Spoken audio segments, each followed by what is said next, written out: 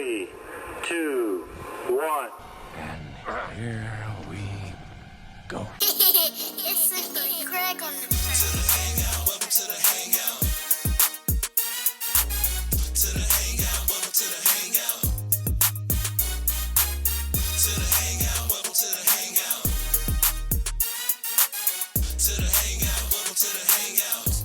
Hey yo, see me and these dudes doing VR games, movie reviews, infused with whatever topics we choose. If we stop it, we lose, so that's why we keep on dropping the news. And you know it's as a crew with the popular views. Includes X and Ray, co-host Bree, Millie, SC, and I'm Bryce, so you know we really bringing it live, us 5 in the hive. You liking this vibe? Then hit the thumbs up, like and subscribe. To the hangout, welcome to the hangout. I know you want to go. To the hangout, welcome to the hangout. To the hangout, welcome to the hangout. Come and have some fun. To the hangout, welcome to the hangout. No matter where you're from. Hey. Yeah, man. That's right. We are back in the building. We back like them bad boys. You know what I'm saying? Except for this is record or die. Because that's what we do, baby. And we gonna always record. We always up in here every time, coming at you every week. You know it's them boys. We always in the building, man. Always up in this thing, man. We appreciate y'all. Like always, showing up with us, rocking out with us. You know what I'm saying? Try to remember, y'all. This is an exclusive club here, man. This is an exclusive club. So if you here and you here with us, man, this is our thing. You know what I'm saying? Like, shh, you gotta really tell nobody about it, man. You know what I'm saying? Because if we up in this thing, it's us, and we know how we kick it. We know how we get down up in this thing, man. So, hey, without further ado, let me go ahead and bring this thing on in, baby. It is that PRICE, and I got that boy on the left of me. It's me, SC. You know, name so nice, gotta say that thing thrice, you feel me? And over on my side, who we got? Yearn. It's your boy, X the Unannounced, you know what I'm saying? Welcome to a very pride-filled edition of the Hangout Experience, you know what I mean? AKA Mr. Extra, AKA got your back, ride or die with my ride or dies, you feel me? Now, usually it's, 5 in the hive, but, shout out to CBR and that girl 40. Bringing them country tunes. And that girl 40. 40. Y'all with us in spirit, man. We gonna hold it down for y'all. One time for the one time. Always. Like I said, bad boys 4, man. You know what I'm saying? We ride or die. That's how we do. You know what I mean? We gotta hold it down. So, hey, man, like I said, we definitely appreciate y'all coming, man, because this one here, hey, after the experience I just had yesterday, man, I just feel really good. I just want to share it with y'all. I know a lot of y'all are wondering. I know y'all clicking on it just to say, okay, what is it, man? I mean, can they pull it off again? Because no one knew, how it was going to be when they came back after 17 years, and they shocked the world. They shocked the world, man. As a matter of fact, they set records. I think it was like the third movie, the highest grossing movie in January. Like, come on. What? And it's my brothers doing it. You know what I'm saying? People that look like us, man. That's what I'm just really proud of, man. Because they don't think that we can do that. We can pull them type of numbers. So to see, and I'm talking about no Marvel. You know what I mean? none of the other stuff. Just straight up bad boys. Will, Martin doing their thing, man. So just really happy to talk about this. But before we bring that in, like I said, man, this is what we're going to start doing. We're going to change up a little bit, man, and we're going to recognize these zodiacs, all right? So definitely got to start off. It is twin season. That's right. The Geminis are absolutely in the house. And especially today. Especially today. Yeah. You know what I'm saying? Yeah. Hangout universe, you know what I'm saying? If y'all ain't know, it's that boy, PRICE special day.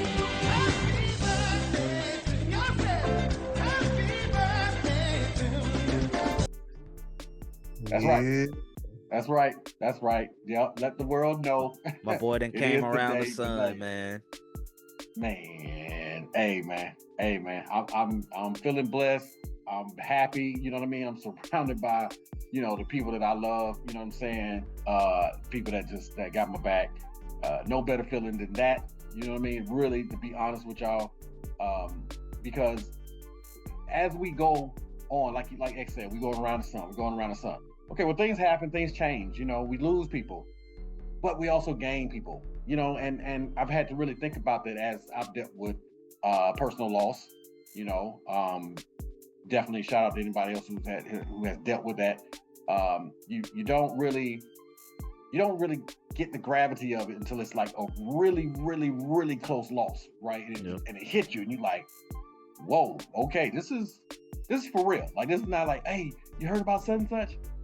But when it's like, yo, somebody's super close to you, oh, you feel it, and you go through all these thoughts, man, of, what and why and how and this. Well, I can say, man, yes, it's a real thing. You're going to, the older you get, you're going to lose people. It's inevitable. We all have a ticket to that train. We just have a different schedule. Now, what I have learned also is that when you're meeting people and you're establishing these relationships, yes, you may lose someone, but you also gain people. You gain relationships, people that are here for you when you lose these other people. Not to replace them, because you can never replace that person, but you're establishing a new relationship, a new bond that's going to grow and grow and grow as well as you guys go out through the years. And I am so blessed to be able to have done that, to where, yes, it still hurts the same, but the blow is softened just a little bit, because you have those people who reach out to you and they call you and they're there for you and they check on you and they just, hey man, if it's as simple as a call or a text to say happy birthday to you, I'm remembering your day and I'm taking away from everything that I was doing, even if it's seconds, just to say happy birthday to you. And that right there means the absolute world to me. So thank you, everybody, for all you that are listening. And right now you're thinking, oh, it's his birthday. Well, happy birthday, Price. Let me go ahead and tell you right now, thank you too. And I appreciate y'all. And listen, don't be shy. If you got a birthday and you want us to shout it out, then leave it in the comments. We will absolutely celebrate your birthday just as well. All right. So remember that. But thank y'all so much for being here. This is an amazing birthday gift. I mean, like, you can't ask for anything more than to share with these friends here and to share with you guys, people that I might not even know you. Might not even cross paths or whatever, but we definitely cross paths every time that we speak to you and you listen to us. So we're bonded. We're connected now. We are twins. You feel me? Absolutely. Now, if you're wondering, am I a twin? Am I a Gemini? Well, let's find out. If you were born May 21st to June 21st, then you absolutely are a twin. But if you was born before May 21st, all right, from April 20th to May 20th, you are Taurus. Or if you was born after June 21st and your birthday is June 22nd to July 22nd, you are a Cancer. So wait your turn. But what I want to say about the gyms real quick, all my twins out there, we're going to run down a couple of things because we had some pretty good feedback when it came to, like the birth flowers and things of that nature. So we're going to let y'all know real quick that your stone as flowers is lavender, but we're going to explain that a little bit more. Okay. Because similar to the 12 birth flowers, which are based on historic symbolism rather than personality traits, zodiac flowers are blooms chosen to represent your star sign. They're a different set of flowers than the ones that represent birth months. Because if you're looking for your birth month flower is a rose and a honeysuckle. All right. Now, isn't that just sweet? I mean, come on, man. Right? A rose smells sweet. A honeysuckle actually is sweet. But your personality trait, now they waiting for this one. because I know y'all know what Gemini's get. Y'all know Gemini's kind of give a bad rap. You know what I'm saying? We ain't gonna sugarcoat. We're just gonna address the elephant in the room. Let's just get it on out there. I've heard it. You've heard it. It is. Get it what on is, off your right? chest. Yeah, I got to get it off the chest, man. But I will say, okay, what they're listing as personality trait for Geminis is versatile, but you're a little impatient. Okay, so that goes. The versatile, I guess, will go along with the twin and the whatever. You know what I'm saying?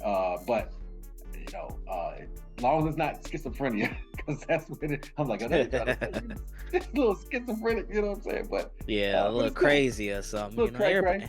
A little cray. Everybody got a little cray in them, though. Not just Geminis. Yeah. Not just Geminis, right? So, but speaking of all of that too, right? We're gonna just give you a quick little list. All right. So, and it's funny because you and I talked about this before, and I think you mentioned when we were talking about the cray part, the fact that Kanye, right? Is that what you said? Kanye's yeah, man. One of the Gemini. infamous Geminis, man. You know what I'm saying? I believe his birthday was yesterday to my knowledge. That's crazy. That's A little cray, you know what I'm saying? It's cray. But he's still what, he's a genius, man. So I sometimes was just gonna say, bro. That's what I'm saying. I'm doing pretty good as far as geniuses go. sometimes a genius can look a little crazy to people who don't understand Right. the celestial plane where his mind thinks at. Yeah, that's true. Boy, he makes that boy sound out of space, boy. For sure. No, I get that, man. And shout out to Kanye, man. Listen, I'm not there to be around this man to say whatever. I do know, yes, I hear the things that he says, and we see the little sound bites or whatever, or hear the little sound bites. And that sounds crazy, right? But we do know how the media definitely can take a snippet of what you're saying, put that out there and highlight that, and forget everything else you said along with that might have led up to that point that made it make sense. You know what I mean? So I try to reserve, my judgment for, well, let me meet this man myself. And Absolutely. have a conversation with him and see, Yeah. Makes Yeah, reserve your Kanye been judgment. different since the beginning. Yeah. Like if you go back and do your research, he always been different. So he always spoke his mind. His mom told him Right. to speak his mind. So he was raised different anyway. So Back to back to back to back. I'm going down as a legend, whether or not you like me or not. yeah, and that's what comes along with it, man. We can't deny his contributions to music, to fashion, that's just undeniable. You can't deny it. You can try to blame him for this or blame him for that, say what he, this is what he's saying, but you definitely can't deny those things right there.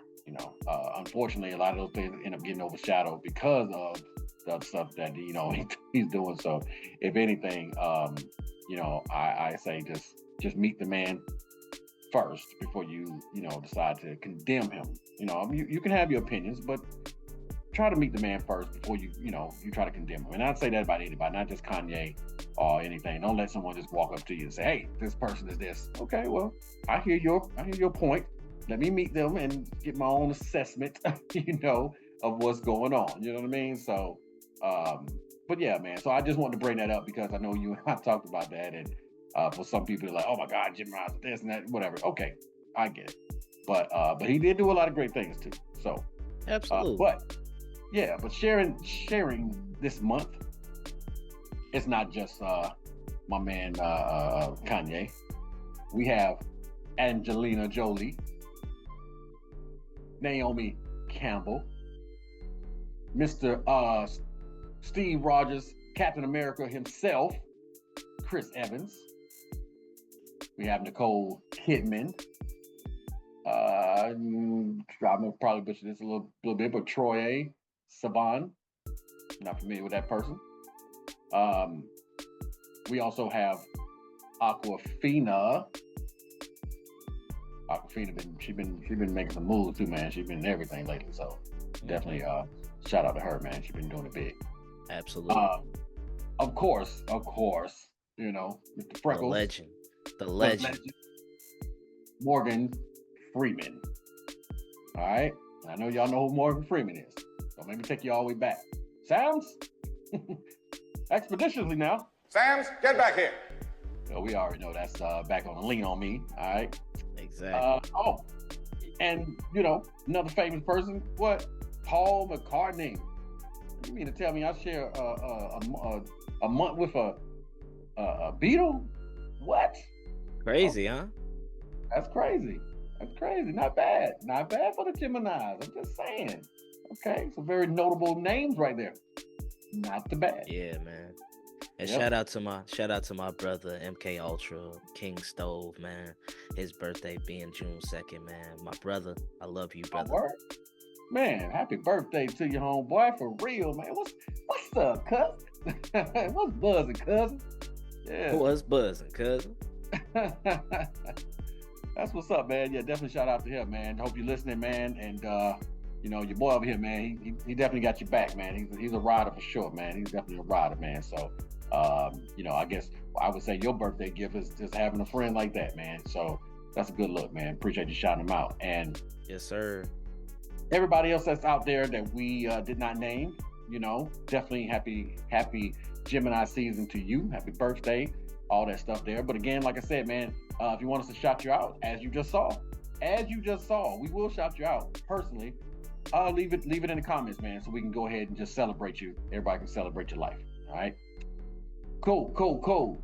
Well, I love that, man, and we're just gonna keep that thing going. We'll definitely shout everybody, shout out the seasons when it's that time. Yeah, we'll be back, Cancers. We I know what Price just said. He said y'all could wait. We'll spin the block for y'all when it's time, man. Absolutely. Yeah, my dad was one, man. So I can't hear anything about a cancer without thinking of my pops, man. So they definitely got to get the shout out. Definitely. So, but yeah, hey, as I said, man, y'all know what we're here for.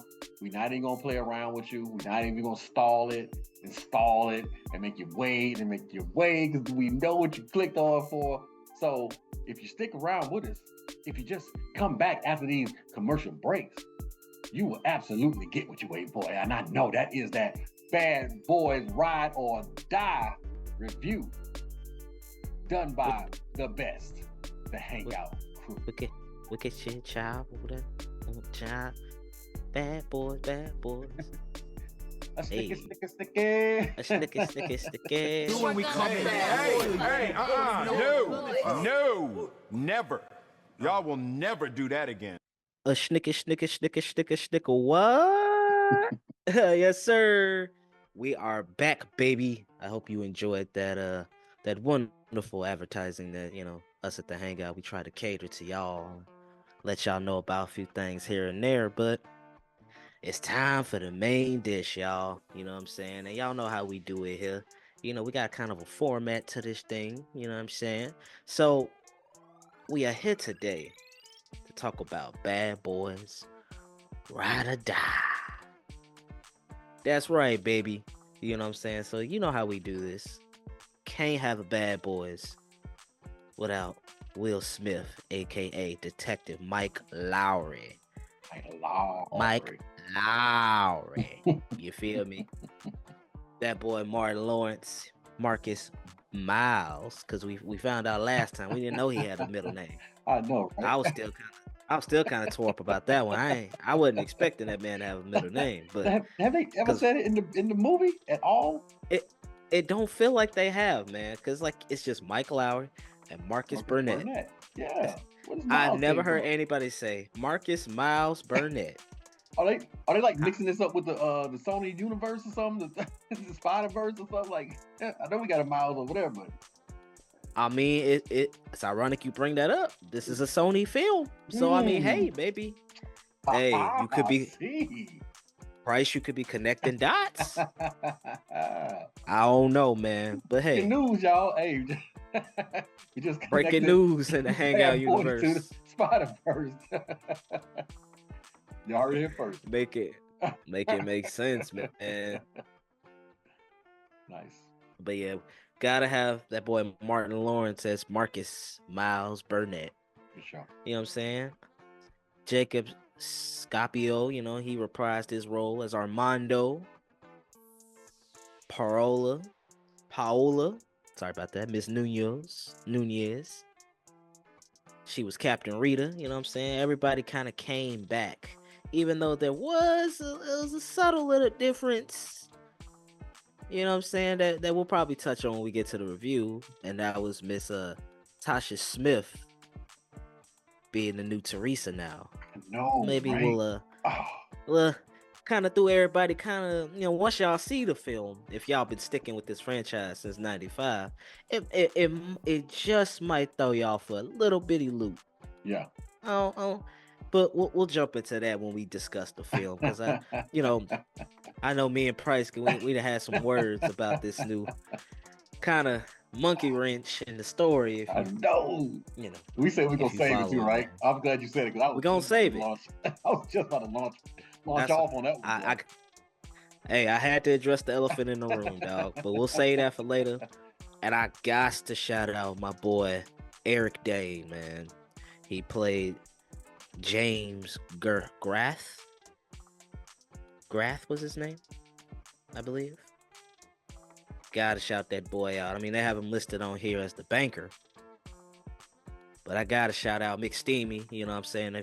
If you know, Mick Steamy. You know what I mean? But boy, did he do a job in this film, right? Yeah. Ooh-wee. But that's just a little bit of some of the ensemble cast that we got going on here. Vanessa Hudgens came back as Kelly. You know what I'm saying? Andrew Ludwig came back as Andrew. You know what I'm saying? So we kind of reprising some of our roles from 3. But how about we get into that overview? You know what I'm saying? SC. Potting and them. Yes, sir. If you don't mind, go ahead and let these people know what this film will be about. All right. So Bad Boys 4. All right. Ride or die.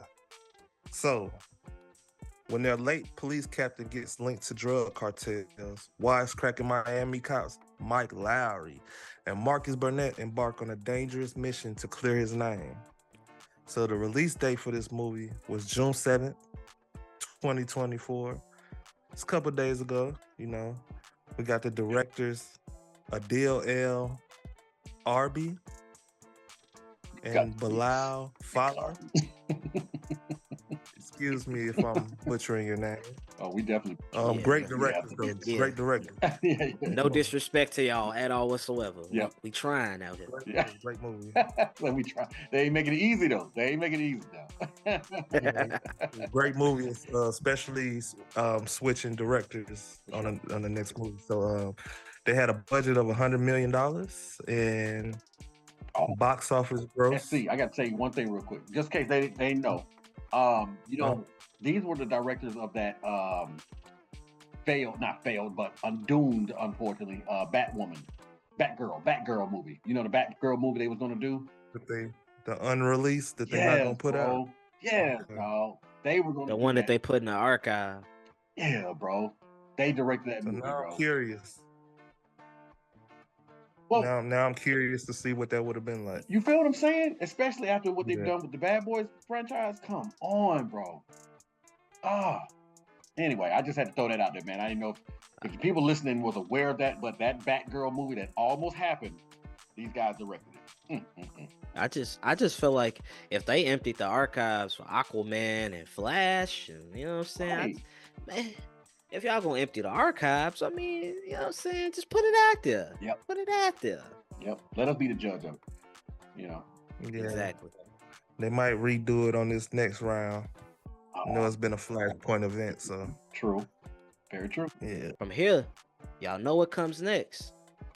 I guess what I got for y'all. I got y'all a surprise. My boy's birthday's today. We said that earlier. Yeah. I came bearing gifts and surprises. So guess what I'm about to roll for y'all? Some beautiful beam footage. Love it. This is that Bad Boys Ride or Die trailer. Mike, there's a storm coming. Things are going to get bad. We're going to be tested. Just know you are good.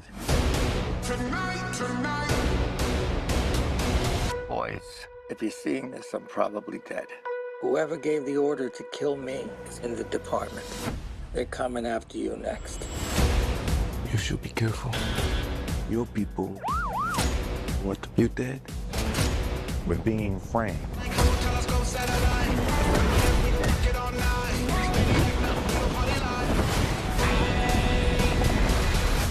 It's just us, no backup. We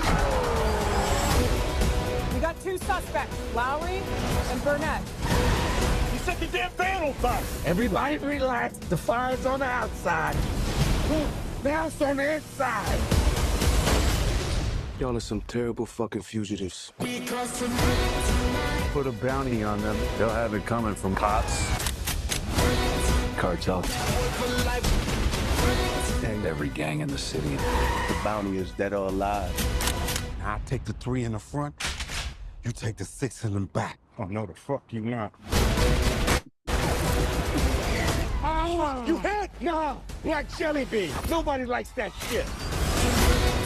These dirty cops attacked our families. We're not losing today.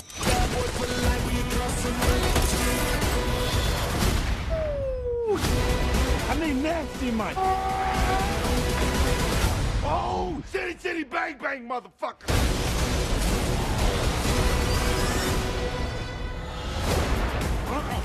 Be gone, Gator. I rebuke you. See, Mike, that's how you command the universe. That motherfucker racist, Mike. Go. That motherfucker racist.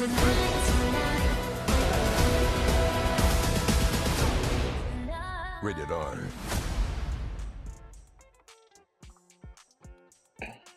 Yeah, man.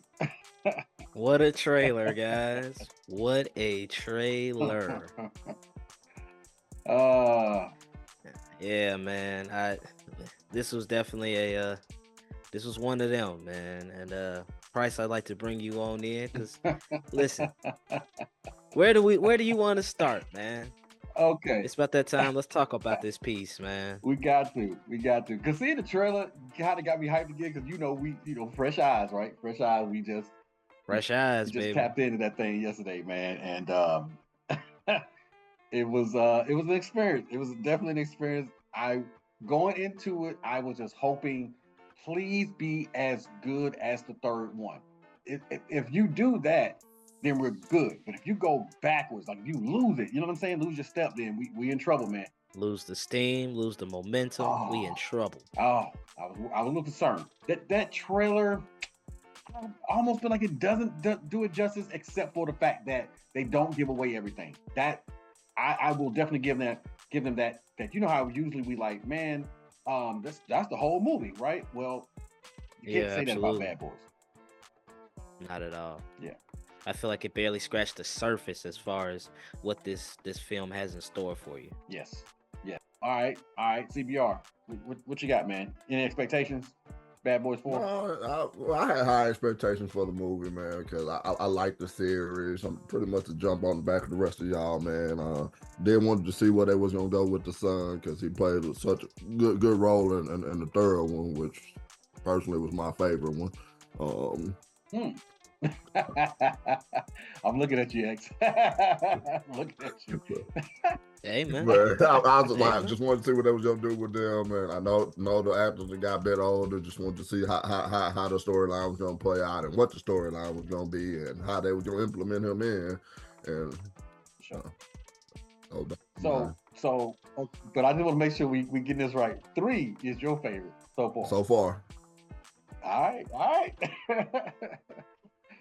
Hey, SC, not to put you on the spot, brother. I just kind of want to know, do you have a franchise favorite so far in this quality? I'm gonna call it a quality. Quality. Yeah. Do I have a favorite one out of the 4? Yeah. Yes, sir. I'll plead the 5th. Respect. Because everybody was like, "Oh my God!" Right? Yeah. No, and it's no pressure, you know. This is, I guess, me and Price will kind of expound on what what we're talking about. Yeah. I just kind of would like to gauge, especially because I didn't know the 3 was Ray's favorite. Me You neither. know, Yeah. so just wanted to see if you had one out of the 4. Yeah. Okay. Still nothing. Crickets. It's like, yeah, but that's cool. But you ain't gonna get that. Nah, he played the 5th, I man. played You know what I'm saying? Okay, so since you asked the question, I'll answer mine. And this is crazy for me to say. They have upped the ante on every movie. Every time they go in, they go harder, more explosions. You know what I'm saying? The story is expanding, the world is expanding now. You know what I mean? You kind of getting characters, you know, that you didn't think would, you know, have a little play up in there. They get a little play. Okay, cool. I'm like, wow. But for some reason, man, maybe just the vibe, the chemistry between them, the comedy, you know what I'm saying? 'Cause in fact, I can almost like quote that whole movie. That's still number 1 for me, man. It's still Bad Boys 1 is still my favorite one, man, because it was new. Everything about their whole dynamic, you know what I'm saying? First of all, like me and Timmy, we watched a clip of what's your boy Jimmy Fallon Tonight Show, and they were just talking about the fact that when originally they was trying to do it, like this was John Lovitz and some other guy, they was going to be the original Bad Boys, and then, if I'm not mistaken, Timmy found something where it was like, was Arsenio Hall was going to have the role of Mike Lowry, right? You know, totally different movie had those things happen. So you know this was something that had to happen, because when it did, it was just magic. So Martin talks about the fact that he originally wanted Eddie Murphy.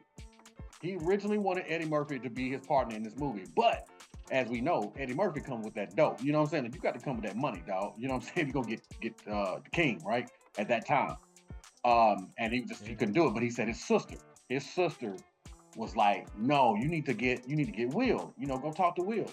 And he said he invited Will over for dinner, and he said that within the first 5 minutes of talking to him, he knew he was it. He knew he was the one. It had to be him, and completely changed his life. You know what I'm saying? Good You know, choice, I too. believe Good choice. Good choice. It was a good choice. Even though it would have been interesting to see him and Eddie, because I mean they did life. Yeah. They did life. Yeah, yeah. So you know what I mean? I don't think it's not that they couldn't pull it off with chemistry, but Price, maybe in that universe where Michael Jackson runs the MCU, it might be Martin Lawrence and Eddie Murphy. Hey, yep. They could be the bad boys of that universe. You know what I'm right. saying? So this is a food for thought. Just a little thought. Yeah. So, you know, we know that it had to be Will and everything like that. So just even knowing that bit of information makes me respect that movie even more, because those, like, come on, man, what, 1990 something, and now we in 2024. 95, bro, and now we in 2024, and we in the 4th movie. So the reason why I'm saying is because they care about this franchise so much, dog. They didn't just spit Bad Boys with spin-off and spin-off and spin-off, kind of ruined the name like a cash grab. They don't. I think this 4th one shows they don't come out with something unless it's right, unless the script is right, unless the directors are right. Everything has to be right if they're going to put this out, because they are concerned with quality. You know what I'm saying? Over quantity, just like our mantra. And I love that, because that's how we roll. It's the same thing, man. So for me, I just appreciate that they established something that special with Bad Boys 1 that has carried on all the way up to 4 now. So that's mine, man. Absolutely, man. And you know, I'll round it off by just letting y'all know, man. You know, 2003. Man, I was a young tot, man. Probably about 8 years old, 7, 8 years old, man. But I just remember just seeing Bad Boys 2, man. The comedy of that film, it just sat with me for the rest of my young adult life. To the point where I think, you know, after watching this 4th one, I feel like I do get a little bit of my humor from Martin Lawrence. I do. I feel like I get a little bit out of that, because I've enjoyed Martin Lawrence as a comedian, as an actor. But something about 2, man, it's just, Ooh, man, it's on top for me, man. If you ask me to rank them, Yeah. you know what I'm saying? Two is up there. You know what I'm saying? But right underneath that, with probably a controversial take, would be this one. Okay. And then for me it would go 3-1. 3-1. If I was to rank it. Not that you're saying any of them are bad, but you're just saying as far as your. Of course not. But as far as where I'm looking at, as far as where this quality has gone, and where it continues to go, because this was a good ass movie, man. Yeah. You know, for sure, definitely. Yeah, and so that's they want to know why. Well, then we'll tell you why. We'll tell you why this here, as he said, is a good ass movie. All right, so going into this, y'all, not understanding like where we're gonna go, but just like SC saying, I know the son is involved. I know that he had some kind of relationship with Rita at the end of Bad Boys 3. Martin is out of retirement now. You know what I'm saying? He's not retired. He's back in it. We lost Captain Howard. Spoiler alerts for people that haven't watched Bad Boys 3. The third one. Yep. But we've lost Captain Howard. Okay.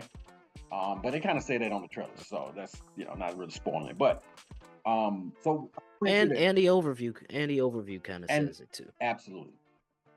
So you already know that. But going into it, man, we there was a little bit of, okay, first of all, let me make sure we understand this. Okay, surprisingly, in mid 2023, it was announced that Tasha Smith from Empire would be taking over the role of Teresa in Bad Boys 4. Now, Teresa had always been played by what's her name? Teresa Randall. So, I mean, thank you, Timmy. And that's what's funny is it really just hit me that her first name is actually the name of the character. So I'm like, whoa. So that's really like, you know what I mean? Like meta. That's a little meta for me because I didn't even think about the fact that her name really is Teresa Randall. And the role of his wife, of Marcus Burnett's wife, is Teresa. It's crazy. Now, no reason was given for replacing Randall, and neither the actress nor her management provided a statement. So without an official statement from the actress or her management, it's unlikely to find out what the true reason for recasting, you know what I'm saying, will ever be. So I don't know if it was, health-wise or there wasn't enough money. But that was pretty strange to me because I feel like she was locked in. She knows how important it is, even with her having a small role. But people are used to seeing her as his wife. So, right? That's all you hangers out there. Do your research, and if y'all find out why, please put it in the comments so we can know too as well, and we'll update everybody. Yeah, because this is like a Where's Waldo situation. You know what I'm saying? Let's say it's a difference that if you stuck with this franchise, for all 4 films, you notice pretty much immediately. Yep. It's like, whoa. Yep. No offense to Tasha Smith from Power, right? But I mean, who are you? Right. Yeah. And where's Teresa Randall? No disrespect whatsoever. Exactly. Exactly. And I like Tasha Smith. I've seen her, plenty of other things. I like her. She's a good actor. But it's definitely a good actor. She's without a doubt, Ray. But like I said, you got to process that first. Yeah. Like, oh, wait, hey. Okay. Well, they did let us know a while back, so you had to be ready for it. If you was into the thing, you would have known already. So. What's that? That they were changing her. Oh, really? Yeah. I knew about it way before the movie came out itself too. So I wasn't surprised or anything. Yeah, y'all know CBR inside. You know what I'm saying? Right. He always got the information. We like, how did you get that? Because he told us that the Temptations that Paul. Well, Paul actually was they were actually trying to sign him as a solo artist. I'm like, really? So we get this information just the same as y'all get it, like right now, right? That's funny. Okay. Yeah, well, I didn't keep up on that, man. So I actually didn't know that she was going to be replaced. Did you find out why? No, don't know why. Just know she got replaced. Wow. That's interesting, man. And like I said, as small as a role as it is, we're just used to seeing her. So Seems like the role got smaller this movie. You say she got what? Seems like the role got smaller this movie. But you know what though? I think that was strategic because they knew that it would be a thing where people have to get used to it. And if you give her too much screen time, it might have been a little off-putting to try to develop that role, that chemistry between them, rather than just saying, look, she's replaced, here it is, get over it. She's in, she's out. You know what I'm saying? You know, just enough to keep the story going. So if they do a 5, I would be surprised if her role is that small again. I think this was probably kind of a easing into it type of thing, you know, because it is such a shocker. Because the reason being, y'all, the reason why I was saying all that is because what we find out in the beginning is not only are they introducing a new person as far as playing Teresa, they're introducing a new character altogether. Because this whole time, we know from 1 to 3 that Mike has been a little bit of the playboy, right? You know what I'm saying? You know, can't get locked down. You know, he's doing his thing. And so... Can't nobody hold me down. Oh, no. No did it. But so, it's a shock. It's a shock because in the beginning, as we find out, Mike is actually settling down. You know, he's actually... Yep. Settling down. We always have our infamous named Christine that we don't even know who or where she came from. Yeah, man, because we always got to have our beginning. You know, every bad boy starts the same way. Man, you know, Mike Lowry got to show off. Supposedly, you know, he was some kind of something. Go ahead, X. No, you can go ahead. Supposedly, she was his physical therapy in the third part, but I don't think I remember seeing her in the third part. I don't remember seeing her at all. They did not show him going to physical therapy. They don't, not even a mention, not even a flash, not even like she was in the what are you trying to say, the precinct or something like that, and they flashed by her or something. Oh, you mean the girl that was typing on the computer? Not even that. I mean, just out the blue, here she is, played by Melanie Liburd.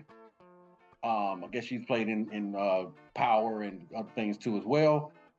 Which is cool. Game of Thrones, you know, Double Play, whatever all those other ones are. Heaven Sent, never even heard of him. The Man from Toronto. Yeah, so she's got some credit. And This Is Us, she's been in This Is Us as well. So she's got some credits in there. But as far as the Bad Boy series, never seen it before. So, but it's all good. You know, you got to bring the characters in. Again, that's why I was talking about in the beginning of the show. You lose people, right? And then you gain people. So we've lost the captain. You know, we've lost other people. So now they're bringing in other characters. Okay, so not a problem. I get that. It's just shocking because the movie starts off with, by the way, we got 2 new people in here. You know, 1 new character and 1 new actress. So, but I like what they did. That's what I'm saying, man. I honestly believe that her shortened role, as far as Tasha Smith, was because they're easing you into it, just as them starting off the movie with him, you know, getting married and everything like that.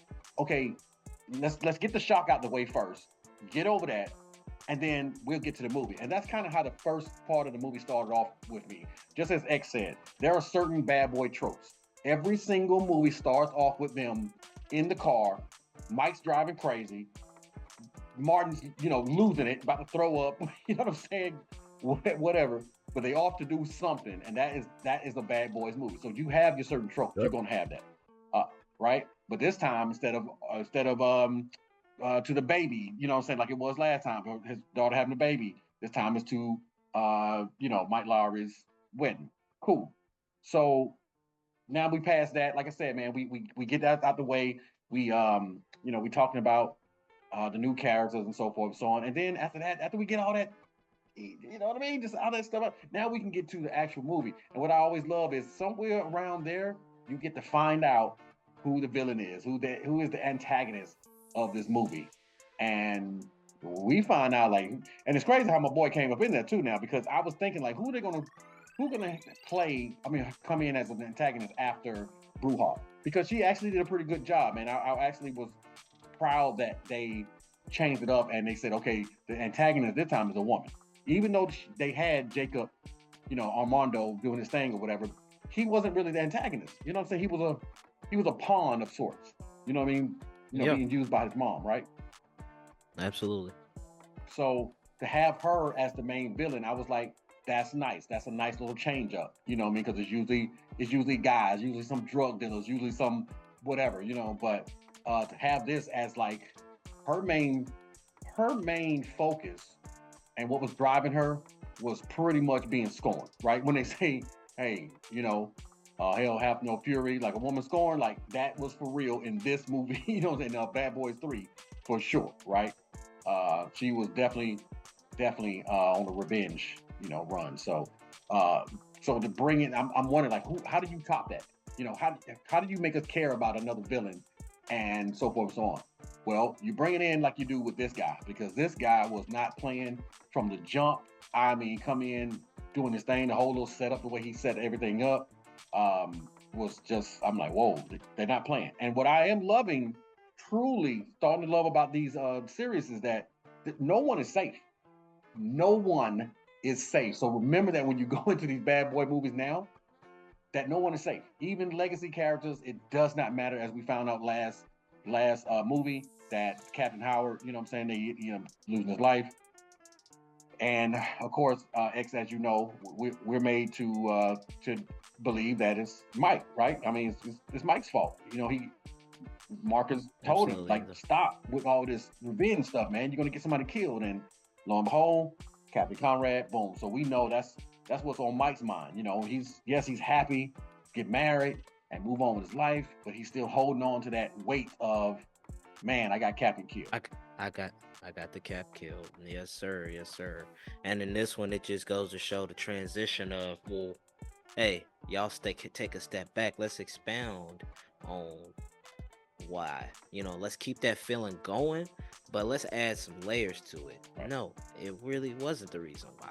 Right. Because then we learned in this film, somebody's coming around and they're gonna use the captain as a scapegoat to bring down fraud and corruption in the department.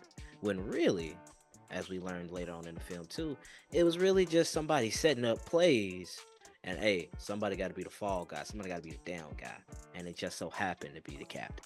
Yep. Because we know, I mean, we've been robbing the captain for a long time. So anybody tries to say, oh, the captain is this and whatever, we already know. But I will tell you though, them boys, they'll definitely ride for him, man. So, so yeah, man. So going into it, like I said, we got the different things going on, but we got an antagonist. We got different things going on right now. Will is trying to live his life, and Martin, doing his thing. But of course, as things happen, which I thought this was a little meta, and I want to know how y'all feel about this. Now, y'all know that it's been this whole thing about Martin, and they like to zoom in on him when he's having these interviews. He's kind of looking like he's fading off somewhere right to the horizon, like he's in a whole nother place. He ain't even there right now with the interview. And they like to say, man, oh man, he's he had a stroke, or he had this, and what's wrong with Martin? His health, he's and all these things here. And the man is just like, look, man, I'm good, I'm straight. Like, back off, chill out. So that's already what's going on in the real world. So as we see, we're celebrating, right? We're celebrating with Martin and Marcus and Mike and everything like that. And Marcus is out there doing his thing, right? Dancing and cranking it up, right? Which is living it up, being the life of the party, man. Which is fun for me, because I'm right there when he was doing it. I'm like, what are y'all talking about? It's still Martin. That's the same thing he would have done in his movies, right? Y'all know Marcus, he'll break it down and start dancing in a minute, He looking out there looking like Jerome and in the half. You know what I'm saying? So when he started doing that, I'm like, oh, he's still Jerome, man. He roll me wrong. And boom. Hey man, ain't gonna never change. Right, and then boom, right? What happens? Start holding that heart. So like, my man. Everything starts slowing down. Blood pressure starts raising. Room starts slowing down, but still spinning. And my man's collapsed right there on the dance floor. Done. Oh, that sequence right there, bro. Oh, that sequence right there. The floor to the water. Oh man, I was that transition. Boy, these boys are directing this, bro. Visually, it looks so good, because at that moment right there, it was so different from every other bad boy movie they made. I was like, yo, they taking this somewhere else now, dog.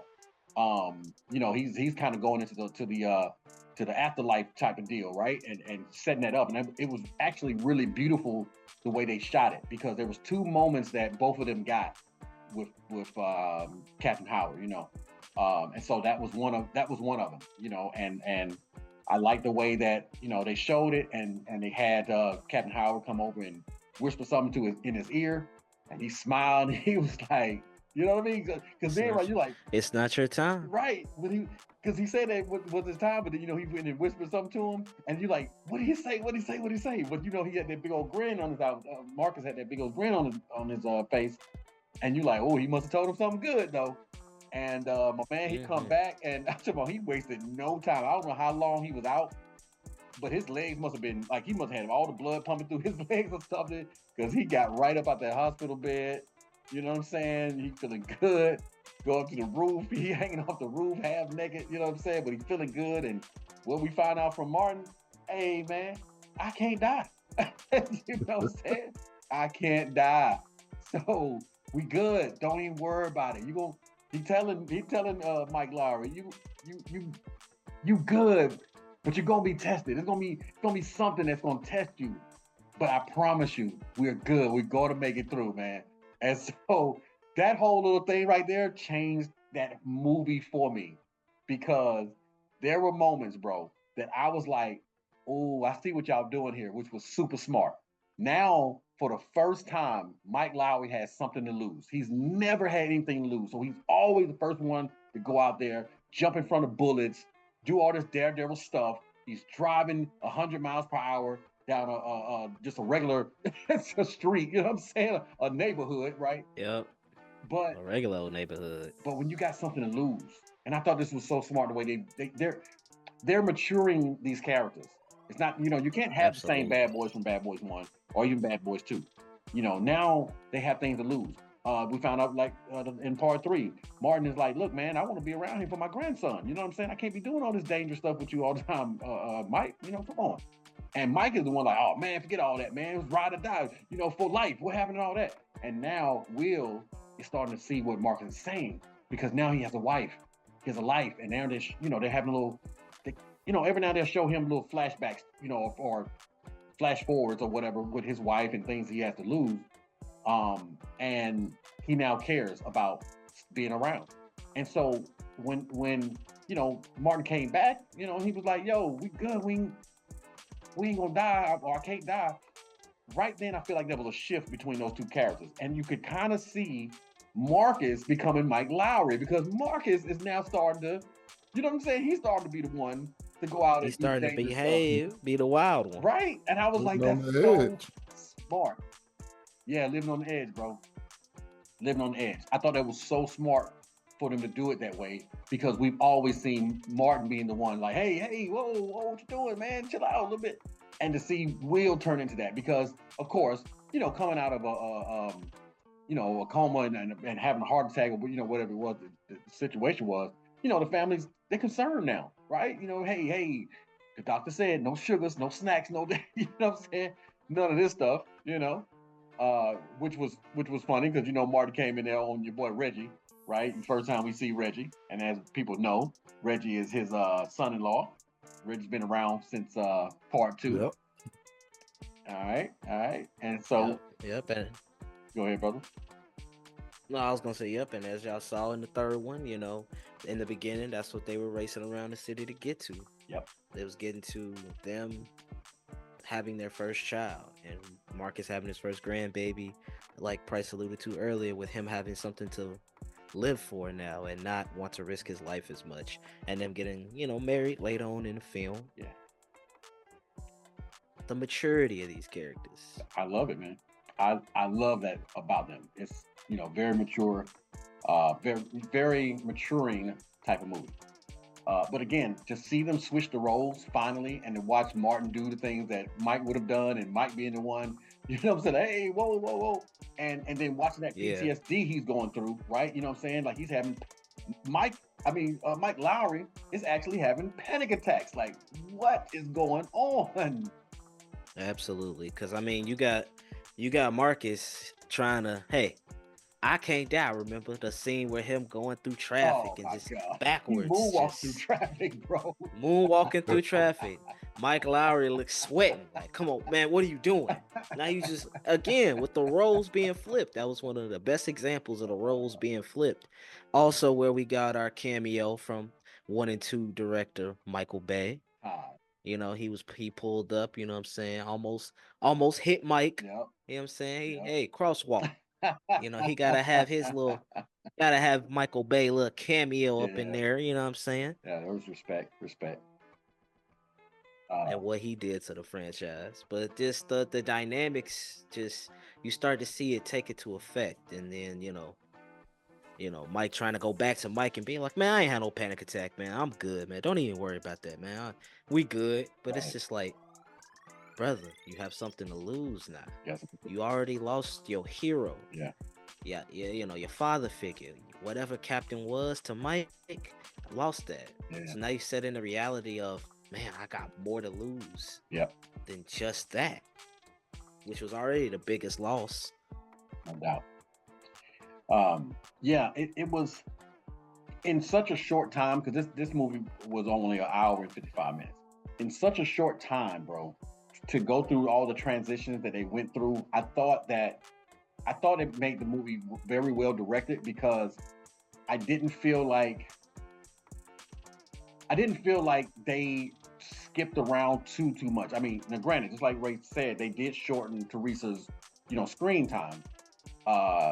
But there may be reasons behind that. But other than that, I kind of feel like they hit on everything they needed to hit on to make it make sense. You know what I'm saying? Absolutely. Try to give it more legs to stand on. Try to give it keep the life going into it, kind of refresh and revitalize and add new concepts, new directions, new thoughts. Right. Just in case, because we brought this series back. You know what I'm saying? So let's see where we can take it. Exactly. And I believe too, man, that these directors have been watching the success of other films. Let's just say, for example, the Marvel films. Let's just say the success of the Karate Kid world, right? The Karate Kid world was expanded once they did Cobra Kai. When they did that, they completely dumped the whole what are you trying to say? The play set, the toy box. They just dumped it over and like, you know what? All the characters, we can flesh some of these out and really build upon it. And I feel like they watch that and they see that and they're doing exactly the same thing, because now as we lose legacy characters, we create more legacy characters, because they brought back Ammo. And I was happy for that, because I'm gonna be honest with you, I did like Ammo. I liked the characters in part 3 and them having that backup. You know what I'm saying? Because realistically, 2 guys against the whole world, against a whole gang, against the whole cartel, come on, right? So times have changed, man. Times have changed. That was one of the adaptive changes from time. You know what I'm saying? Hey, it can't just be these 2 lone wolves against the world. Right. These 2 Miami PD against the world. They need backup. Yep. What do? Bring in Ammo. Yep. They got their own backup. Yeah, in man. a sense. Back up. What you gonna do? But yeah, now. We ain't doing none of that. Y'all gotta get y'all own song. We ain't doing none of that. Right. I wonder why they didn't bring the Asian guy back though. I kind of like this character. I was a little shocked they didn't have him in there. So I'm wondering if that was a scheduling thing or they just decided just to bring those 2 back for a specific reason. But I kind of like this character. So it was actually weird that he wasn't in there. So, but so yeah, man. Now here's the cool part. But so far, this is where we are. Now, Ray, you got anything you want to add to this, man? Because I know you know. No, nothing, man. Nothing I want to add. Yeah, So doing a far, good job, man. SC, you got anything, brother? Because I'm about to take it on in there now. No, sir. You got it. All right. So, now it's not a spoiler. You can look on the cast list and anything like that. So I'm not spoiling anything. But like I mentioned, 1 was my favorite. And I will say that one of my favorite parts of 1 was actually Fletcher. You know what I'm saying? Seeing John Sally do his thing. I mean, bro, I'm gonna be honest with you, man. He got a little chops. You know what I'm saying? He does his thing, man. You know, and it was surprising because sometimes they try to let rappers or NBA players or whatever try to come in, and even though they do a decent job, you know they kind of just shoehorn them in there. Just hey, we need Shout that out, name. shout out Joyner Lucas, man. Shout out Khalid, man. For sure. Now, and having said that, they both held their parts down. You know what I'm saying? Without a doubt, I loved it. I wasn't even tripping on them. But it started with John Sally for me. You know what I mean? He was in number one. He played Fletcher. You know, he was the hacker and everything like that. And he was. They had him hacking stuff to try to give him a little time off. You know what I'm saying, on his sentence and stuff like that. And the camera work started by Michael Bay. You know, whenever they're around him, they're looking up at him, right? And he's looking down at them. But Martin still, he don't care, and he's shorter than Mike. You know what I'm saying? But he's like, I will knock you out. You know what I'm saying? So just for them to bring that back, that whole feeling, because that's the part where it got to where there's some things going on, and without spoiling everything for you, but there's some things going on to where they are being basically spoken to from the grave, in a sense, from the captain. As the captain would, because he couldn't trust anybody but his bad boys. He left a message for him, and it was like a little treasure hunt. You know what I'm right. saying, guys? There you go. With instructions. Yep. With instructions. You know what I'm saying? Hey, make sure y'all do this. Yeah. Go here. Okay, when y'all go here, there'll be something there. Yep. Okay, scavenger hunt style. You know what I mean? I love it. And fortunately, it happened to be Fletcher who is holding the key to everything. You know what I'm saying? Because as he said, the captain thought that y'all, just in case y'all were too dumb, because that's his favorite thing to call them, dumb cops, that y'all would be too dumb to figure it out. I'm the one who has the information, and I know where it is, and I hid it in something beautiful, and it's funny because he's trying to motion over to the picture. And us, the audience, we know what he's trying to say, but they just don't get it for anything. And yeah. So just to bring him back, man, I was like, that's what's up. You know what I'm saying? Because I felt, and I didn't feel like it was like, oh man, they just brought him back and just stuffed him in there. He actually had a meaningful part, and it made sense. You know what I mean? It definitely made sense. So I'm trying to remember, was he in part two? I don't feel like he was. He was for a short time. He was okay. For a short time. Okay. They had him hacking something in a second. That's what it was. Okay, I knew he was in there, but they just didn't make it to 3. So to bring him back in 4, I love it. But like you said, bro, Joyner, DJ Khaled, you know what I'm saying? To have them in there, they play their parts. It didn't feel like, oh, we're just gonna put them in there because they got a name. Not at all, man. Especially Khaled. I mean, come on, that's Miami. You know what I mean? Like, you can't even say Miami without thinking of Khaled. Nope. So to have him come back and do his thing, I was like, that's what's up.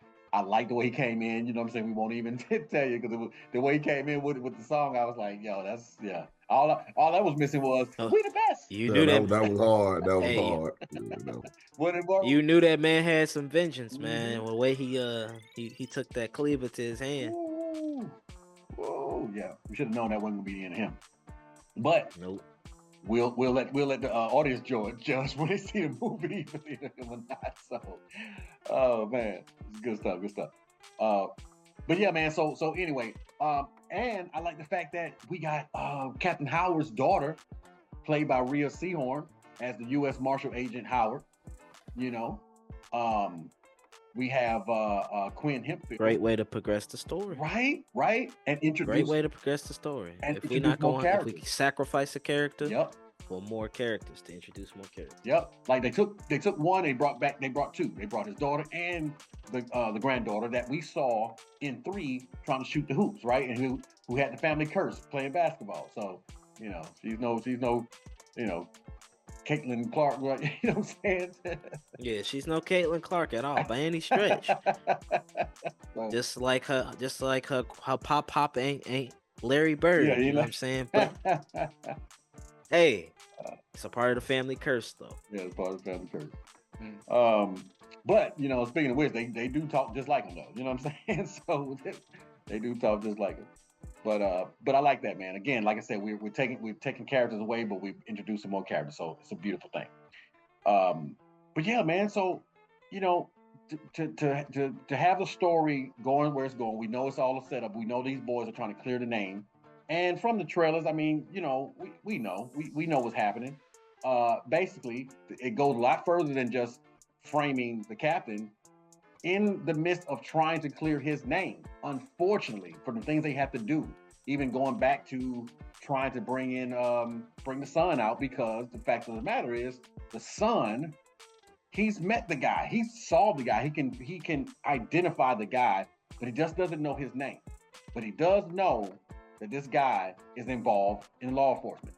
So as we know it's always going to be, you know, somebody crooked on the inside, right? It's always got to have one. But we just don't know who it is. But he does know, and so they gotta try to get with him and get him out so he can actually see. Now, in the meantime, what I didn't cover was the fact that Rita, which was, like I said, totally threw me off. He's married. Mike Lowry's married to Christine. We all kind of thought he was going to maybe be with Rita, but they've both gone their own separate ways. They both moved on. He got married to Christine, and she got married to Lockwood, played by Lone Grufford. I want to say Grufford. I'm gonna say Grufford, even if it's not. I definitely apologize for butchering your name, but Lone Grufford, played by Lockwood. Okay, so yet again, another character that we have. Okay, now we all like Rita. You know, Rita. Hey, man, we felt like she was probably good for Mike and everything like that, but she definitely is a great leader. We found that out as well. And so, you know, we now have that. But fortunately for Mike, because he knows both of them, you know, he can go to Lockwood and say, hey man, I really need you to get him out. I need him out so we can go identify this guy, because we have proof that the captain is being set up. And you and Rita owe the captain, because y'all would not be where you are if it wasn't for him. Right? So, you know, I mean, hey, well, you get that, Mike. You get that. But if you mess it up, it's on me, man. It's going to be all on me. So don't mess it up, you know? But of course, right, what happens? In typical Bad Boys fashion, you know, it ain't Bad Boys if Mike Lowry and Marcus Burnett don't mess something up. Come on, bro. You know what I mean? Or something gets messed up and they look like the ones that messed up. So of course we know that happens, basically. Without giving y'all too much, we know that happens. You know, this doesn't go as planned. It should have just been an easy, like, hey, get him out for a minute, let him come out and identify this guy, go right back in with a little time shaved off, you know, and everything like that. So it works for everybody. But like X said, it doesn't go that way. So, hey man, we on the run. And now, which was really cool, for the first time, we've seen the bad boys on the other side of the law. You know what I mean? And actually working with a criminal, you know, to try to clear their name, which was a whole nother movie, man. It just, again, I feel like this movie has changed quite a few times within 1-2 hour span. And I was definitely there for it.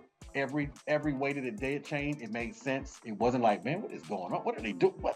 It made sense. The writing was very, very good. Superb even. So yeah, man. So anyway, y'all saw that from the trailers. You know, he even said, man, y'all are like terrible fugitives. But this is cool because his son, this is where he came from. He's like, this is my world. Y'all in my world now. Follow me, do what I do. But at the same time, you get a chance to see the kind of the bond, because even though at the end of the movie, of 3, he stepped in front of the bullet, right, to take the bullet for his father, which I thought was cool. And then he lost his mother, so forth and so on. He's still angry though. I mean, regardless of whatever his mother did, and he was mad that she didn't tell him about him or whatever, that's still his mom. So he's not gonna be feeling the same thing if everybody else feeling like that's still my mama. And he feels some kind of way because his dad is a law enforcement, right? And he don't really know him. You feel what I'm saying? But just to be able to see that them try to work on that bond was another interesting part of the movie. So again, guys, we're not talking about just action, mindless action. Like there's a lot of movies that give us a lot of CGI, a lot of mindless action, Expendables, and we're just supposed to be entertained by that. No story whatsoever. We don't care about the characters. Just shoot a bunch of people and then people die. Come on, man. You don't get that with Bad Boys. You get good writing. You get expanded on like X said, expanding on characters. You know, you get character development. All right. So you're getting that on top of the action and the camera work. Oh my God, X. What you say about the camera work? I know. I think you watched the featurette right before you actually checked out number 4. What's going on? You know, because of what we talked about before with the screenings and early screening, you know, sometimes some people get excited for a couple things. So they were leaking a little bit of behind the scenes of, you know, Will holding having, what was it, and a camera rig to him in the middle of one of the scenes in the movie. It's online. I'm pretty sure y'all have seen it, so I'm not spoiling really too much by saying it. But just what turned out to be what it was in the film, y'all will see. But from us, it was like Will kind of running through, shooting people, kind of the flip of the gun with the camera on it to, you know, enhance some of that camera work, and just so you see them trying new things to kind of enhance the look of this film and try to give it that old school feeling of Bad Boys, but try to incorporate new styles and new camera flips and transitions and just stuff to kind of help, you know, ace up the film. Yeah, right. Very well said, because you're right. They're giving you a little bit of the old for us people who've been in it since 1. But then they're also saying, okay, but we have new generations now. You know what I'm saying? We have new generations. This movie's almost 30 years old. We have new generations that are here and they become accustomed to certain kind of camera work now. You know what I'm saying? Like, certain little things they become accustomed to. So let's give them a little bit of both. And one of those things was that first person perspective. Now, for any people out there that's not a gamer, okay, when you're talking about first person perspective, and if you're seeing it in a game, those games are like Call of Duty. Right? You know. Yeah, we're also not talking about Drake and J. Cole. Right. First person shooter. First person shooter. All right. Good point. Thank you. I just want to throw that out there too for everybody. You know what I'm saying? This is more or less in the gaming realm that we're talking about here. That's right. Good point.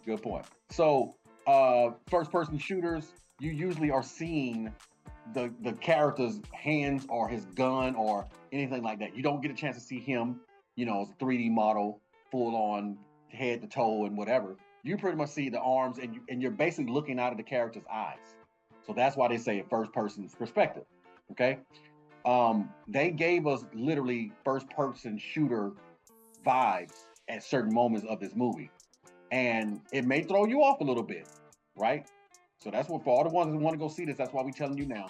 It may throw you off a little bit, but there's a moment where they do first person, and then, like X said, they flip the camera around, and now you're seeing, you know, the face of Mike Lowry, and then they flip it back around. Now you're seeing the gun he's holding. You know, they're throwing the gun to somebody else. They picking up the gun. Now they, you know, have that rig basically, you know, and they're having the first person perspective of their thing. So you flip it around, you see Martin's face. I think it was very well done. Yeah, it might throw some people off, and some people might not accept it. I think it was very well done because I'm used to gaming. It wasn't weird for me. And like X said, it's giving them a new perspective on these movies, you know, to draw in those you know, those newer generations that prefer camera work like this. You know, that's exciting for them. You know, it makes them feel like they're really into action. And it does. It really actually made you feel like you was right there with them shooting. And I thought that was pretty dope. Like Timmy said, you know, if we had saw that in 4D, who knows what that would have felt like, right? At those moments, your chair shaking every time he, you know, let off some rounds or something like that would have been super exciting. But I definitely want to shout that out because these guys are taking a chance. And sometimes when they do take chances, it doesn't work, but they're not afraid to take those chances. You know what I'm saying? They're not afraid at all. And fortunately for the producers in the studio, they are giving them free reign. All right, come on, let's try. Let's see what happens. And if it don't work, we won't do that on 5 ever again. You know what I'm saying? So who knows? But very good camera work. I did like to see, you know, the chemistry, like I said, between Martin, Mike, and the son. You know what I mean? And Martin kind of coming in as that uncle. You know what I'm saying? Trying to, you know, bridge the gap a little bit between them two kind of men things a little bit. You know, because Martin's always a little bit more in touch with his feelings and everything. So to have watch that, because both of them. I mean, we talk about Mike Lowry. I mean, we talk about Lowry blood right here. All right, even though Armando's name is different, last name is different, he's still a Lowry. And boy, them boys there, man, you can definitely see the similarities in them from their fight scenes to the way they move, the way the fact that they don't listen to somebody who's trying to give them some reasonable advice and they just go head first, you know what I mean? Go in. I just thought that was really cool. Yeah, even to speak and add on to that, even how they take resolution, even how they respond to how Marcus, somebody who's there for them kind of speaks to them and handles them. You know what I'm saying? Even though Armando's still kind of like a, you know what I'm saying, like, rough on the exterior because he doesn't know them too well. He's still a Lowry. Yep. Even though he has his mother's last name, he's still a Lowry. So it's like handling him the exact same way. Yep. You know what I'm saying? In order to get your point across to him and kind of reach him how you want to. Yeah. Yep. So again, man, all the elements that are going on in this one movie in a 2-hour span, it might blow your mind. For some, it might be a little overwhelming. You may just want the regular Bad Boys 1 and 2. Hey, here's the bad guy. He's selling drugs. He's doing something he ain't got no business doing. Our hero's gonna go in. They're gonna stop him. They're gonna have a little bit of banter in between that, and they're gonna save the day. Right? Simple. That could easily give it. That's the safe way to do it. Safe way to do it. But if you actually want to, take this franchise beyond that, if you want to make it live a little longer, right? You want to carry it out a little longer, you got to take some chances. You got to introduce some new characters. You got to not play it so safe and just see what happens. And so far, I'm with it, man. I mean, I'm thinking that they're doing a really great job of introducing characters, introducing new camera work, camera styles, and cinematography, and really and sticking with the story, giving you a little bit of the what you came from, what you used to, and now giving you some new stuff to where they can kind of take this story kind of wherever they want to now, man. I mean, there's certain things that they've established in this series that says, oh, we can spin off, or we can take these characters here and give them a little bit more life in here, and still have our bad boys in here too. You know what I'm saying? Still doing their thing. They're the gatekeepers of this series, right? So they're legacy characters. They're not going anywhere. You can't have that Bad Boy series without these two. But they don't have to do every single thing in the movie that requires action. And we found that out big time in this movie. And I think, man, and y'all all know what we're talking about. We're not gonna spoil it, but I'm gonna tell you something, man. I think that everybody was waiting on this one moment to happen. And when we got it, it was done so perfectly, man. Yo, and I don't know, man, Ray, let's see how y'all felt if y'all was in the theater when y'all saw this, however that went. But in our theater, everybody clapped. When this moment happened, oh my God, I'm talking about everybody clapped, man. And it was that moment that you didn't even know that you needed it, but as soon as you started to get it, your eyes start welling up. You know what I'm saying? Because you were just like, oh my God, I can't believe I'm seeing this. This is what I needed this whole time. And right then I was like, oh, they can take this series anywhere now. That's it. They just did it. They pulled a DJ. Remember DJ from what's the Meg? They pulled a DJ. Remember DJ came back in Meg 2 and he was that dude? Boy, they pulled a Meg 2 on me, man. And I was like, oh, I'm here for this. I'm here for this. And then speaking of, you know what I'm saying, I it's just interesting that you brought that scene up, man, because the theater did go crazy, man. But it was just like that proud moment of, another way of advancing the character. Yeah. Yes. You know what I'm saying? He did his thing, man. Not keeping him in that. He did his Not keeping him in that box, man. Oh, yo. My gosh, bro. I feel like we got to come back and do a spoiler edition of this just so we can talk about that, bro. Cause I'm like, oh, no. But yeah, no, but definitely, man. For everybody who has, like I said earlier, if you have at least watched it from 2 up until now, you have a big payoff. A big payoff that, like I said, when you see it, you're not going to even know that you needed it, but you're going to absolutely be like, oh, I needed that. And I will promise you something. When the movie was over, it was the first thing I mentioned. It was the first thing I talked about, man. I was like, yo, that was so hype, bro. And like I said, it made me excited because I know now they can take this movie anywhere. So, okay, so in the midst of all that, right, our boys are on the run. You know what I mean? But of course, we got to bring it back to Miami. And of course, Now, here's one thing I will say. I don't know how I felt about that, but you got to tell me how you feel about it, X, Ray, SC. It was such an obvious cameo. It was such an obvious cameo. I really didn't know how I felt about it. But of course, we got our girl, Tiffany Haddish. You know what I'm saying? They brought Tiffany in there. Playing kind of a, what I'm trying to say, pigeonhole type. You know how they pigeonhole, they kind of, I forgot the name, the terminology of it, but when it's to the point where you know this person is going to play that kind of character every single time. Some shady stuff. Right. Every time. And I was like, okay. Typecast. Thank you, bro. Thank you. Typecast. She is so typecast to me at times, right? She's always that guilt trip character, right? Hey, she ready, you know what I'm saying? I'm like, she's a super typecast, man. And I'm like, well, okay. So I could have taken it, or I could have, they could have left it. You feel what I'm saying?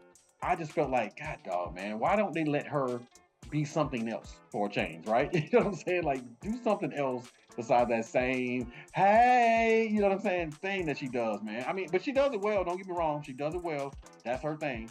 But when I saw it, I was like, of course. You know what I'm saying? Of course. So, but I'm not mad. Hey, Tiffany, get your money. You know what I'm saying? Get it how you live. I ain't tripping. She sometimes it's hit or miss. You know what I'm saying? Sometimes she's hilarious. Like in Guilt Trip, loved her in Guilt Trip. Then I've had some other things, and I'm like, I loved her in Keanu. You know what I'm saying? Like that was a little bit of a stretch in Keanu, because she actually wasn't playing the role that she was playing. She was actually undercover. So I'm like, cool, I like that. But other than that, man, it's like she's so typecast, man. So for that one, I just like, DJ Khaled, I was happy. To see it. I'm like, yo, okay, Khaled's back. That's what's up. His role made perfect sense, But Tiffany, I'm like, the same old, of course, Wasn't a bad role. It was just like, Now, having said that, I do like the way it was kind of going. What the offer was, when she was trying to say what Mike got to do for her to get that information out of her. You know what I'm saying? I thought that was kind of funny the way they played that. The way Martin was like, well, just go do it, Mike. We need this information. You know what I'm saying? He gonna do it, but you gotta, you need plausible deniability, right? So that was just close your eyes. Just close your eyes. Close your eyes. Like you just put your tongue out. You gonna have to do the rest. You know what I'm saying? I'm like, that was funny. But what me and X was talking about, we were sitting next to each other in the theater. As soon as it happened, we leaned over to each other and kind of said almost at the same time.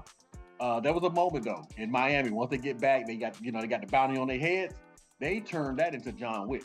Oh my God, bro. They turned that straight into John Wick. They put that call out for them boys, put $5 million on their head.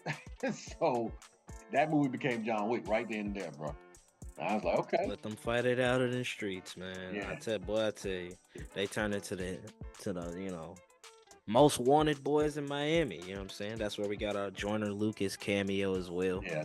He was one of the gang leaders that, Tiffany was the informant for. Yeah.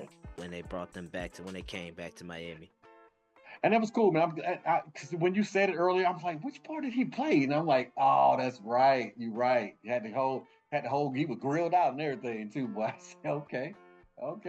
Dead or alive? Yeah. Dead or alive? Yeah. No, he played his part. You know what I'm saying? I wasn't mad at that. Yeah, man. Yeah. And so of course, we now to the third act, man. We now into the third act, and everybody's in it. Everybody's doing their thing. Ammo.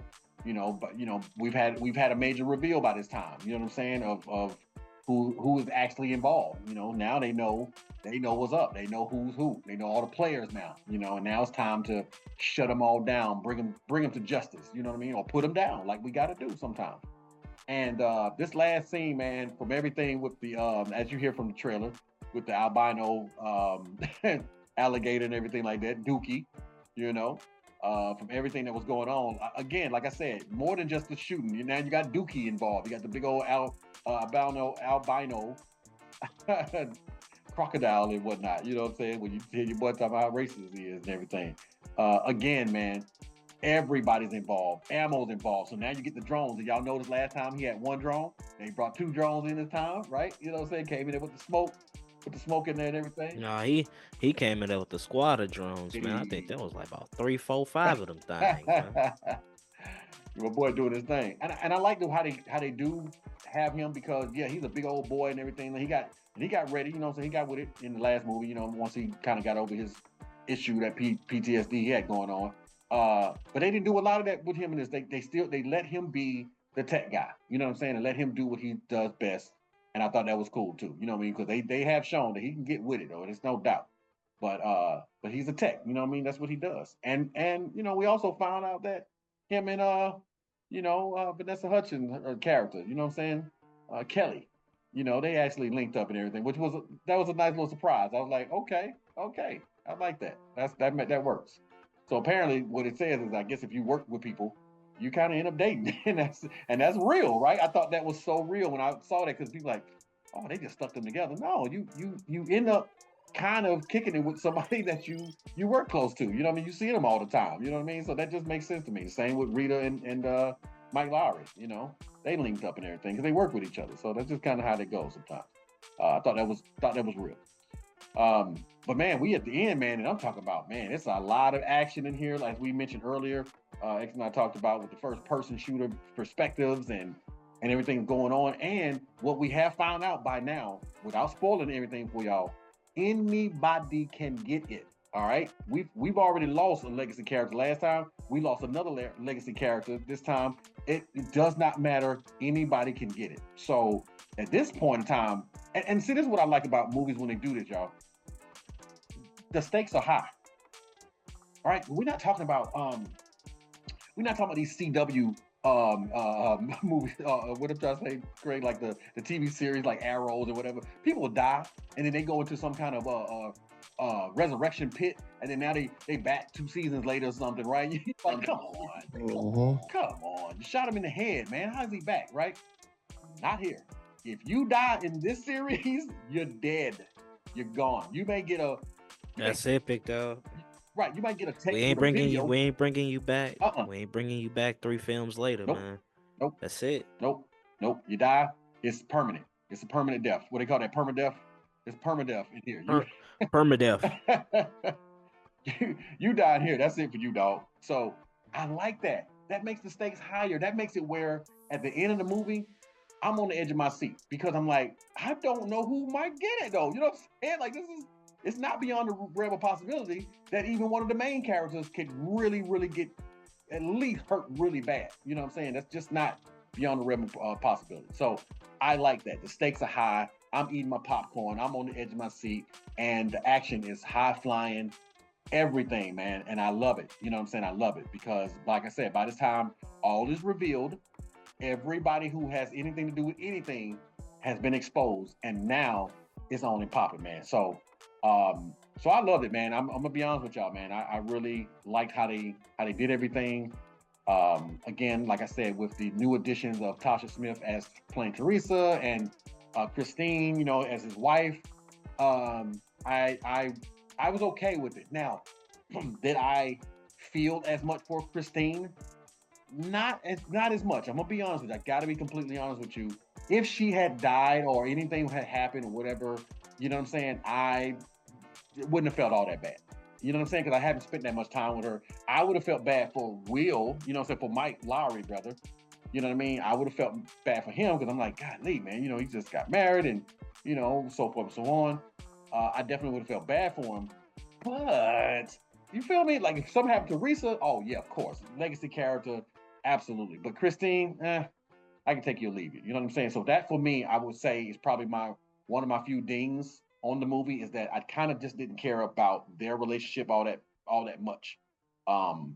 Maybe a little bit more time with her. Maybe getting a chance to like her, you know what I'm saying? Like, you know, more, if I spent more time with her, then I can love her as a character. But I right now could kind of care less, you know, not trying to just say anything bad about her or her acting or anything. But the character was just kind of put in there, and we're not supposed to care about her. I need a little bit more time. Like I said, if they had dropped her at the end of 3, I would have felt a little bit more for her. So So other than that, man, everybody else though, I felt for. I felt for Rita. I felt for Kelly. Ludwig, whatever his name is. I feel for them. Dorn, that's his name, Dorn, the white guy. I feel for those characters. You know what I'm saying? I even felt for Captain Howard's granddaughter. You know what I'm saying? And I'm like, yo, come on, man. That family has suffered enough. So, yeah, man. Good stuff, man. I personally feel like it held up.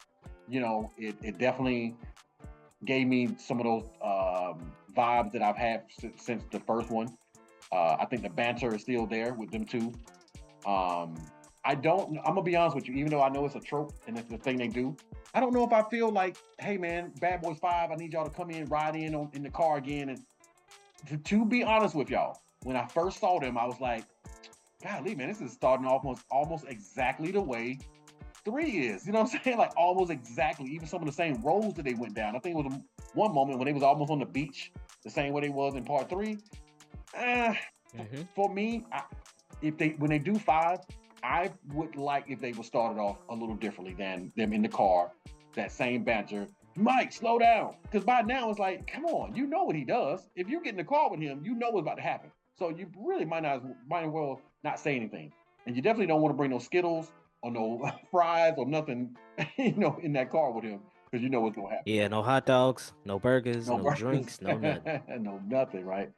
So for me, those are my dings right there. I didn't really care about the relationship with his new wife, Christine. I definitely can do without now another intro scene with them in the car, driving fast and doing that right there. I don't necessarily need that intro. I would not be mad if they started off with something different next time, if they have a 5. But yeah. So past that, man, not too much, man. I do think that this was done well. I do think it's going to do as well, if not better, than the third one. They are definitely promoting, bro. They are on a run right now. Like, turn on YouTube and try to not see Martin and Will promoting this movie. I feel like they promoted this one way more than they did 3. Yeah, you're right about that. Well, what we also got to understand too is, the times of the world definitely affected the promotion of 3. Very true. You know what I'm saying? Good point. I think where we were, good point, where we were kind of affected that. So this kind of felt more like getting back out there, grinding and hustling on the circuit, on the media circuit, to put the name out there. You know what I'm saying? Just to make sure they get all eyes on the product. Man, it's funny you say that, dog, because and forgive me for all the people, because I even lost somebody to COVID. Forgive me for not thinking about the fact that pandemic put such a strain on everything in this whole world that I almost forgot for a second, man. That was the reason. That makes perfect sense. They couldn't hit it as hard for that one because the movie came out in 2020. Came out January 2020, right when COVID was starting to cook a little bit, and we knew by March, it was on and popping. It was on and popping. We were social distancing and all these things here. Everything was changing. So that they wouldn't have been able to just really hit it hard like that, because they got it to where with the talk shows, the talk show host was on one side of the room and the guest was on the whole other side of the room. They had so much space between them. You know what I'm saying? So yeah, no, I appreciate you bringing it up, because you're right. They couldn't have promoted it as hard as they did now because the world hadn't gone back to regular scheduled programs. So you're absolutely right. But I'm glad they are out doing their thing. I'm glad that Martin is okay. I say to anybody, if you want to see the old Martin, because everybody's like, oh man, he ain't the same Martin anymore. But people get older, man. People think things change. You know what I'm saying? Things might have changed in his life or whatever. I don't think it's just if he had a heat stroke or whatever issues going on. I think, man, the man is maturing too. He's not the same. He's not that same Martin anymore, man. He did that. If you want to see that Martin, he got plenty of shows. He got the Martin Show. He got Def Comedy Jam. He's got his stand-ups. You know what I'm saying? He's got plenty of Martinisms out there for you to see. Let's just be happy that one of our stars, you know what I'm saying, our black stars are still here. You know what I'm saying? He still looks good. You know what I mean? I know he's picked up a little weight and everything like that and all that, but he still looks good. He's still here. He still can put a sentence together, So let's focus more on that, on the positive, than this man's business. That's his personal business. If you feel bad for him, then say a prayer for him. You know what I mean? And then let it go and just be happy that God still has him here with us. So But yeah, so right now, man, without further ado, you know what I'm saying? I want to hear from everybody, man, to see how you boys felt about this movie. You know, we got to throw them numbers. We gotta let our fans, let all the hangers out there know. Should they go see it? Should they spend their money on it? Or they should have just wait for video? X, what you got, brother? Well, I'll start this thing on off, man. Let's just say, as we discussed earlier, you know what I'm saying, I felt kind of strongly about this film. I just feel like it was a great continuation to the momentum of the third one, kind of expanding the story. You know what I'm saying? We're just coming in with stories now instead of just stating the obvious. Hey, these are cops. They're going to deal with this. They're going to deal with that. But adding more layers. And not just adding layers to our main characters, adding layers to the side characters who are just as important as the main characters. Developing, you know, their character, everything feels like it's worth something, you know. My only ding obviously would be the Teresa swap. Some of the tropes in the movie that are kind of, you know, not as repetitive but are unique to it. I shadow your sentiment of you guys can flex a new direction because you've shown us with 3 and 4 now that change and a refreshing pace is a good thing to a franchise. You know, you can always have your synonymous views and synonymous key points to go with the film, you know what I'm saying, but adding in that new element, the camera angles, the first person vibes of it, the what y'all put into the work to kind of keep this fresh but still true to the franchise, it's why I'm gonna land on a 9. That's my rating. I'm gonna rate it a 9, coming out y'all. strong. I'm gonna come on out strong, and you know the dings that I have aren't dings to be intuitive towards the film to kind of drain it and bring it down. So I'm left with a 9, yo. All right. Y'all hear that? Coming out the gate strong, baby. You start off the starting block. You know what I'm saying? Like, you know, Shakari Richardson up in this thing, boy. You know what I'm saying? He's not playing. Okay. I love it. All right. Okay, so SC. Yeah, I love the story. I love the cinematography, the camera angles as mentioned by y'all, especially that first person shooter when he was flipping the gun around and everything. I think it was very creative. Let me see. I like the cameos. Also, they threw a quick cameo in there after. His name is Cabby Lane. He's a TikTok influencer, Instagram. So I like how they threw that up in there. Is that the dude that shrugged He's his the shoulders? gentleman that threw his. Yes, that's him. Okay. See, y'all know I don't be up on this, man. I'm gonna tell y'all right now, in the Hangout world right now, I don't be up on this stuff, man. Them boys there, they stay up on this stuff. So honestly, X, if I wasn't sitting next to you, I would not have even began to know that was somebody. Now, you and I didn't talk about it because I didn't want to ruin the movie for you. But the way you laughed and you said something, I was like, this guy must be a YouTuber or TikToker or something influencer, because it was such a random part. And when he shrugged and everything, and you said something, I was like, I bet that guy is somebody. You know, he must be a shrugger or something. You know, or his face is something. But I wanted to ask you that so bad. So, SC, thank you for bringing it up, dog, because I was wondering who was this guy, because it was just too random for them to bring him in there and have him shrug. You know what I'm saying? That's it, right? Yes. Yeah, he's a popular TikToker. Basically, the premise of his TikToks was like when you overthink things, and yet it's the most simplest thing. Gotcha. Basically, to sum up his TikTok journey, it's just he'll stitch what is perceived to be something so complicated and show everybody it's this simple. Actually, you don't have to think too hard into it. Gotcha. Of course. Yeah. Other cameos, DJ Khaled, you know. Yeah. So keep it short and sweet. I did like the movie. I would recommend it on a rewatch. I would recommend everybody to go check it out, especially if you are a fan of Will and Martin or the series Bad Boys. And I will give it an 8.5. Nice. Okay. We still got high numbers in there. High numbers. All right. All right. Cool. All right. All right, see, bro. It's on you, man. We keeping the Yeah, numbers high. We gonna keep them low. What we doing? man. Enjoyed the movie. Big fan of the series. Love the storyline. Love how everything's set up and played out. Keep it short and simple. Go watch the movie if you can watch it. I would hate for everybody to have to wait for it to come out. But go watch the movie if you can watch it. Definitely recommend. Sum it up. I'm gonna give it a 9. Ooh, boy, these boys are not playing. God. 2 9s and an 8.5 price. What's it to you? What's it to you? Oh, y'all gonna put the pressure on the birthday boy. All right. Okay. Birthday boy for last. For life. Hey, okay, so y'all already know how I feel. I do have a couple dings. I'm just trying to keep it 100 completely.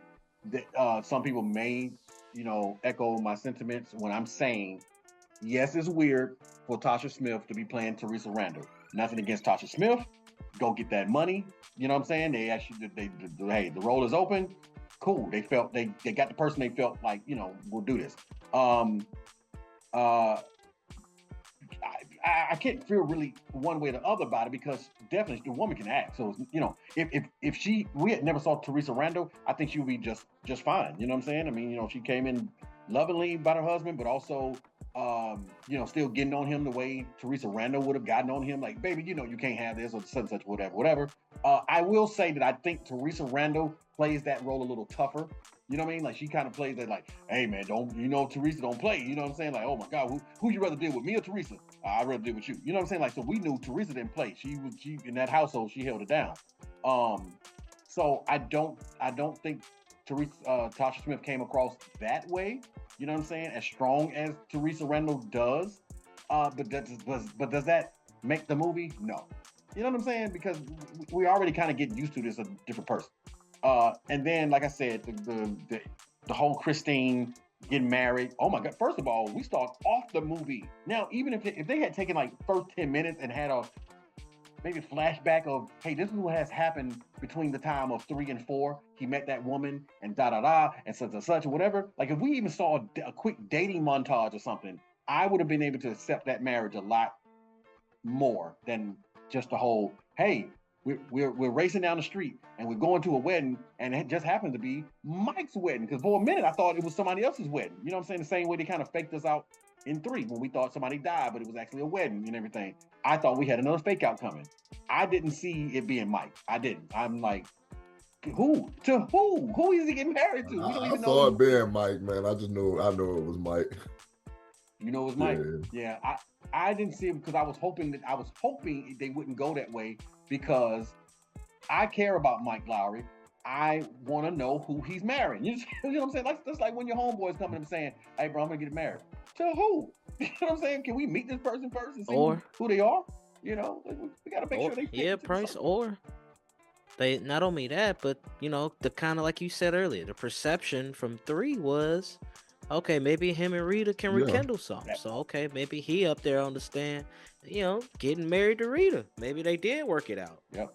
Maybe they took each other serious. That part. Absolutely. But there's the swerve of a brand new character being introduced this way. Yep. And so you got to get used to it, right? So again, I do commend them if that's what they're going to do.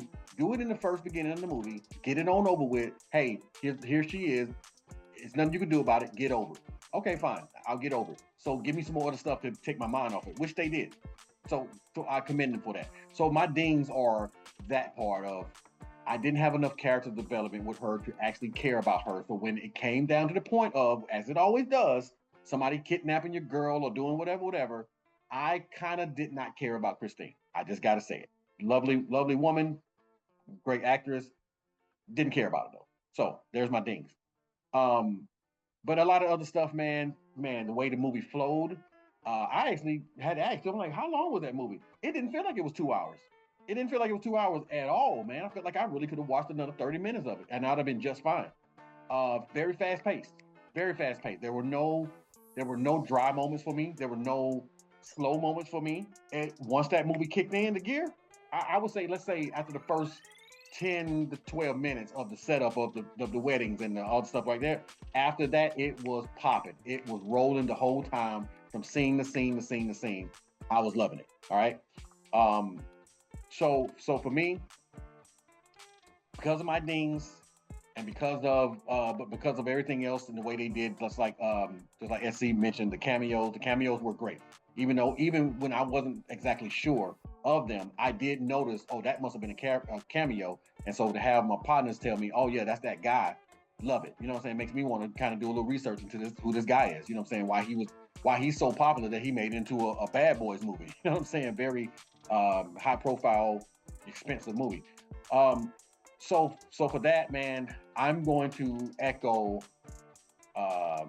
my boy SC, and I'm gonna drop an 8.5. I'm gonna drop an 8.5 without a doubt. It's an absolutely great movie. There's absolutely some great scenes in there that that will have you like, whoa, I did not know I needed this, but I got it. I love it. Let's do it. I think for sure they will do a 5. I don't know where 5 will go. I don't know if we're going to lose any more legacy characters. I don't even know if we have to, but I do know for a fact that no one is safe now. So just go into these movies now knowing that anybody can get it, but if they do, if you lose somebody, they're gonna probably give you somebody in return. You know what I'm saying, to kind of soften the blow a little bit. So yeah, definitely. It looks like we have a movie average of 8. And that's what's that, brother? No, I was just gonna pick back up, and just let you know, like, we do appreciate the way you broke that down for us, you know what I'm saying?